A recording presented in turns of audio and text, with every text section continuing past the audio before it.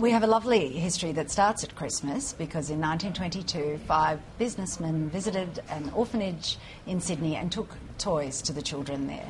So that's nearly 90 years ago, and so every year at Christmas time we have one of our 3 appeals that we run over the course of the year. So the Christmas appeal is still really a significant event for you?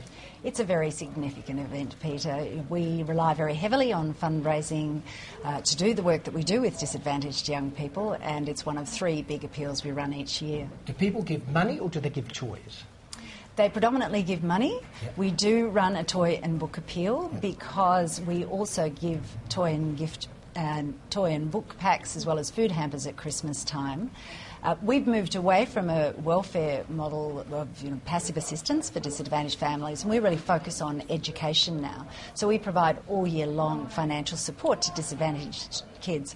But we also know Christmas is a time when no one wants to miss out, and so we provide hampers and toy packs for the families that we support during the rest of the year so they can sit down and have a family meal and so that every child can have a gift to open. Lisa, how are you finding this year's appeals actually stacking up? We've heard a couple of comments that things might be a little bit tougher this year. We just heard from Oxfam. He said, you're hoping, but it's been a tough year. It has been a tough year, Brooke. Actually, all 3 of our appeals this year have been a little bit down.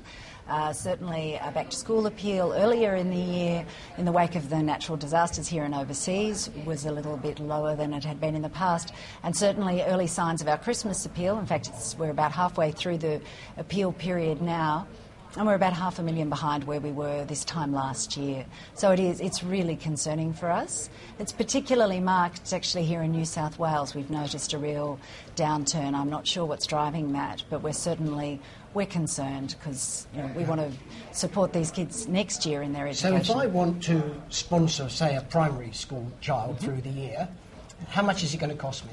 It's going to cost you just $1.30 a day to support... A third of a cup of coffee. Exactly, to support that child all through the year.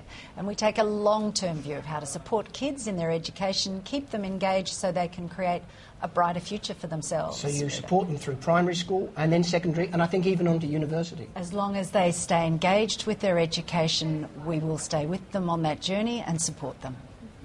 What are some of your key goals as we head into the new year? Because this is the time we do a bit of soul searching, isn't it?